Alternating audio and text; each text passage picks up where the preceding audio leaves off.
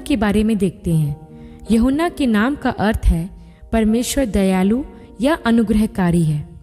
यूहन्ना प्रभु यीशु मसीह का सबसे प्रिय चेला था, जिससे प्रभु यीशु सबसे ज्यादा प्रेम रखते थे। यूहन्ना के सुसमाचार के 13 अध्याय के 24 वचन में लिखा है कि यूहन्ना प्रभु यीशु की छाती की ओर सिर रखकर बैठा करता था, और प्रभु यीशु ने यूहन्ना के विषय ही पतरस से यह भी कहा था कि यदि मैं चाहूं कि वह मेरे आने तक ठहरा रहे तो तुझे इससे क्या। प्रियो, प्रेरित यूहन्ना वृद्धावस्था में मरने वाला एकमात्र चेला था। प्रभु यीशु मसीह के सुसमाचार के कारण उसे रोमी शासकों द्वारा बंदी बना लिया गया तथा कोलिजियम में लाया गया। प्रियो, कोलिजियम रोम साम्राज्य का एक स्टेडियम था जिसे मनोरंजन के लिए बनवाया गया था, जहां उसे खौलते हुए तेल के हंडे में डाल दिया गया, लेकिन उस तेल से उसको कुछ भी हानि नहीं हुई, बल्कि इस घटना के बाद कोलिजियम में बैठे कई लोगों ने प्रभु यीशु पर विश्वास किया और मसीह को ग्रहण किया। इसके पश्चात प्रेरित यूहन्ना को रोमी शासकों द्वारा पतमुस नामक टापू पर भेज दिया गया, जहां पर प्रभु यीशु ने उसे अंत के दिनों का प्रकाशन दिया, और वहीं पर उसने प्रकाशित वाक्य की पुस्तक को भी लिखा। वृद्धावस्था के कारण उसे वहां से मुक्त कर दिया गया, जिसके बाद वह इफिसुस में आए, जहां उनकी सन 98 ईस्वी के कुछ समय के पश्चात प्राकृतिक मृत्यु हो गई। इसके बाद हम शमौन के बारे में देखते हैं प्रियो, जो पतरस कहलाता था। इसके नाम का अर्थ होता है चट्टान। प्रभु यीशु ने पतरस के विषय में कहा था कि मैं इस पत्थर पर अपनी कलीसिया बनाऊंगा और अधोलोक के फाटक उस पर प्रबल ना होंगे। और जैसा प्रभु यीशु ने कहा था, प्रभु के स्वर्गारोहण के बाद पतरस ने अपना सबसे पहला प्रचार किया और उसके प्रचार से 3000 लोगों ने प्रभु पर विश्वास भी किया और बपतिस्मा भी लिया, जिसका वर्णन आपको प्रेरितों के काम की पुस्तक के पहले से दूसरे अध्याय में देखने को मिल जाएगा। पतरस को ईस्वी सन 66 के आसपास सम्राट नीरो के सताव के समय में उसी के कहने पर क्रूज पर उल्टा लटकाया गया। उसने कहा था, जिस तरह मेरा प्रभु क्रूज पर लटकाया गया, मैं इस योग्य नहीं हूँ कि मुझे भी वैसा ही लटकाया जाए, इसलिए मुझे क्रूज पर उल्टा अर्थात सिर नीचे पैर ऊपर करके लटकाया जाए। पतरस को रोम में वेटिकन सिटी में टाइबर नदी के पास क्रूज पर उल्टा लटकाया गया। ऐसा कहा जाता है प्रियो कि सम्राट नीरो, जो मसीही लोगों से काफी नफरत करता था, उसने पहले पतरस के सामने उसकी पत्नी और बच्चों को मरवाया, फिर उसी के कहने पर उसे क्रूज पर उल्टा लटकाया। इसके बाद हम अंद्रियास के बारे में देखते हैं। अंद्रियास प्रेरित पतरस का छोटा भाई था। इसके नाम का अर्थ होता है बहादुर। जब प्रभु यीशु ने यूहन्ना से बपतिस्मा लिया, तब अंद्रियास वहीं था। वहां घटित घटनाओं से प्रभावित होकर अंद्रियास प्रभु यीशु के पीछे हो लिया। इस तरह वह प्रभु यीशु का सबसे पहला शिष्य बना।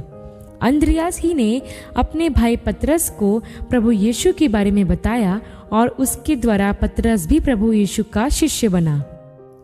अंद्रियास को ईस्वी सन 60 के आसपास यूनान के एक शहर पटरास में एक्स आकार के क्रूज पर बांधा गया। अपने भाई पतरस के समान वह भी अपने आप को इस योग्य नहीं समझता था कि उसे प्रभु यीशु की तरह मारे, इसलिए उसे एक्स आकार के क्रूज पर उसी के कहने पर कीलों से नहीं ठोका गया, बल्कि वहां पर उसे रस्सी से बांधा गया, जहां वह 3 दिन तक बंधा रहा। इस दौरान भी उसने प्रभु यीशु का प्रचार करना नहीं छोड़ा और उस क्रूज पर लटके हुए वह आते जाते लोगों को सुसमाचार सुनाता रहा। कई लोग क्रोधित होकर उस पर पथराव भी करते थे, लेकिन कई लोगों ने यीशु पर विश्वास भी किया। उस एक्स आकार के क्रूज पर लटके हुए 3 दिन के पश्चात उसकी मृत्यु हो गई। इसके बाद हम जबदी के पुत्र और यूहन्ना के भाई याकूब के बारे में देखते हैं। इसके नाम के कई अर्थ होते हैं, जैसे लुभाने वाला, पीछे रहने वाला और एड़ी आदि। इसकी माता का नाम सलोमी था, जो प्रभु की मृत्यु के पश्चात सुगंधित वस्तुएं लाने वाली महिलाओं में से एक थी। याकूब चेलों में शहीद होने वाला सबसे पहला शिष्य था।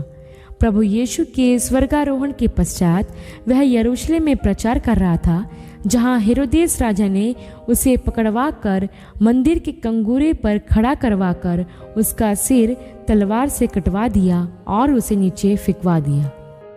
इसके बाद प्रियो, हम फिलिपुस के बारे में देखते हैं, जो गलील का निवासी था। इसके नाम का अर्थ होता है घोड़ों का दोस्त। यह प्रभु यीशु का दूसरा शिष्य था। प्रभु के स्वर्गारोहण के बाद वह प्रचार करने एशिया माइनर गया, जिसे आज तुर्की कहते हैं। वहां उसने हिरापोलिस में कई दिन तक सुसमाचार का प्रचार किया, जहां सन 80 ईस्वी के आसपास सम्राट डोमिशियन ने उसे क्रूस पर उल्टा लटका दिया। कुछ इतिहासकारों का कहना है कि जब उन्हें क्रूस पर लटकाया गया तब एक भूकंप आया, जिससे वहां के लोग घबरा गए। तब फिलिपुस ने उनकी सुरक्षा के लिए प्रार्थना की, जिसके बाद वहां खड़े लोगों ने उसको छोड़ने का आग्रह किया, लेकिन उसे छोड़ा नहीं गया और उसकी मृत्यु हो गई। इसके बाद हम मत्ती के बारे में देखते हैं, जो एक चुंगी लेने वाला था। इसके नाम का अर्थ होता है परमेश्वर का दान। मत्ती ने कई देशों जैसे इथियोपिया, मैसेडोनिया, सीरिया में प्रचार किया। मत्ती की मृत्यु के विषय में कुछ परंपरा का कहना है कि वह प्राकृतिक मृत्यु मरा। कुछ कहते हैं कि इथियोपिया में उसे तलवार से मारा गया, लेकिन कुछ का कहना है कि उसे इथियोपिया के किसी राजा ने पहले बिस्तर पर कीलों से ठुकवा देने का आदेश दिया। उनके पूरे शरीर को कागज, गंधक, तेल, डामर तथा झाड़ झंकार से ढक दिया गया और आग लगा दिया गया। इस प्रकार मत्ती की मृत्यु हुई और वह शहीद हुआ। इसके बाद बरतुल्मै के बारे में देखते हैं। उसके नाम का अर्थ होता है तलमै का पुत्र, क्योंकि इब्रानी भाषा में बर का अर्थ होता है पुत्र और तुल्मै उसके पिता का नाम था। बरतुल्मै ने भारत सहित कई देशों में प्रचार किया। इसने मत्ती रचित सुसमाचार का इब्रानी भाषा में अनुवाद भी किया था, जिसे वह भारत लाया। परंपरा के अनुसार बरतुल्मै को बारबूस राजा की आज्ञा से आर्मेनिया में ईस्वी सन 71 के आसपास चमड़ी उतारकर क्रूस पर चढ़ाया गया। फिर उसका सिर कलम किया गया और उसके पुत्र को समुद्र में फेंक दिया गया। इसके बाद हम थोमा के विषय में देखते हैं। इसके नाम का अर्थ था जुड़वा। यह वही चेला था जिसने कहा था कि जब तक मैं प्रभु यीशु के पंजर में अपना हाथ न डाल लूं, तब तक मैं विश्वास नहीं करूंगा कि यीशु जी उठे हैं। थोमा को दिदुमुस भी कहा जाता था। थोमा ने पहले मध्य पूर्व में प्रचार किया, फिर वह प्रचार करने भारत भी आया, जहां वह ईस्वी सन 49 के आसपास पहुंचे।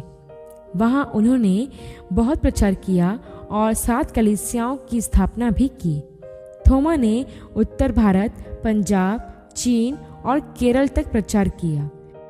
जब वह माइलापुर की पहाड़ी पर प्रार्थना कर रहे थे, तब लोगों ने तंग आकर उन्हें भाले से भेद दिया। इस पहाड़ी को वर्तमान में थॉमस माउंट के नाम से जाना जाता है। उनके शिष्यों ने उन्हें चेन्नई के माइलापुर में दफना दिया, जहां एक भव्य चर्च बनवा दिया गया। थोमा को भारत का प्रेरित भी कहा जाता है। इसके बाद हम तद्दै के बारे में देखते हैं। उसे तदियुस भी कहा जाता था। इसके नाम का अर्थ है हार्दिक। इसे यहूदा के नाम से भी जाना जाता था। तद्दै का नाम सुसमाचारों में शमौन के साथ आता है, क्योंकि कहा जाता है कि यह दोनों अच्छे मित्र थे। तद्दै ने आर्मेनिया में प्रचार किया, जहां उसे ईस्वी सन 50 के आसपास तीरों से भेजा गया। इसके बाद हम शमौन कनानी के बारे में देखते हैं। इसके नाम का अर्थ है उसने सुना है। इसे शमौन जिलोतेस के नाम से भी जाना जाता था। माना जाता है शमौन पतरस से अलग पहचान देने के लिए उसे शमौन कनानी या शमौन जिलोतेस कहा जाता था। जब यह प्रभु का शिष्य बना, तब उसकी उम्र 40 वर्ष रही होगी। ब्रिटेन के लंदन में भी प्रभु का प्रचार किया और कई आश्रयक्रम भी किए। उनकी मृत्यु के विषय परंपराओं की अलग अलग मान्यता है। कुछ का कहना है कि वह स्वाभाविक मृत्यु मरे, वही कुछ का कहना है कि उन्हें सूली पर चढ़ाया गया। वही कुछ मानते हैं कि उनके शरीर के 2 भाग कर दिए गए थे। जो भी हो, शमौन जेलोतेस को भी प्रभु यीशु के सुसमाचार के कारण शहीद होने का सौभाग्य मिला। इसके बाद हम हलफई के पुत्र याकूब के बारे में देखते हैं। हलफई के पुत्र याकूब का जिक्र बाइबल में सिर्फ 2 ही बार आया है।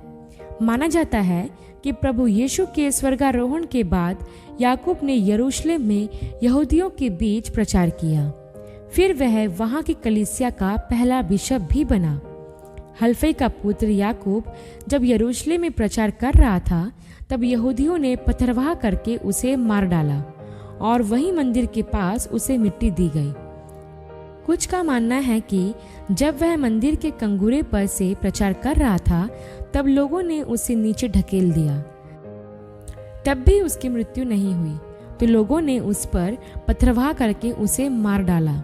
इस प्रकार हलफई का पुत्र याकूब शहीद हुआ। इसके बाद हम यहूदा इस्करियोती के बारे में देखते हैं। इसके नाम का अर्थ होता है स्तुति के योग्य। यह वही चेला था जिसने प्रभु यीशु को पकड़वाया था। यहूदा इस्करियोती के पास दान की थैली होती थी, जिसमें से वह रुपए निकाल लिया करता था। प्रभु यीशु को पकड़वाने के बाद जब उसे पछतावा हुआ, तो उसने वो 30 चांदी के सिक्के महायाजक के पास जाकर फेंक दिया और जाकर फांसी लगा ली। आशा करती हूँ प्रियो, यीशु मसीह के 12 चेलों की सेविकाई और प्रभु यीशु मसीह के लिए उनकी शहादत के बारे में जानकर आपको आशीष मिली होगी। जिस तरह प्रभु के शिष्यों ने सुसमाचार के लिए हंसते हंसते अपना बलिदान दिया, वैसा ही प्रियो हमें भी सुसमाचार के कारण दुख उठाने के लिए हमेशा तैयार रहना है, क्योंकि प्रभु ने कहा था कि जो कोई मेरा चेला होना चाहता है वह अपने आप का इनकार करे और अपना क्रूस स्वयं उठाए। ऐसे ही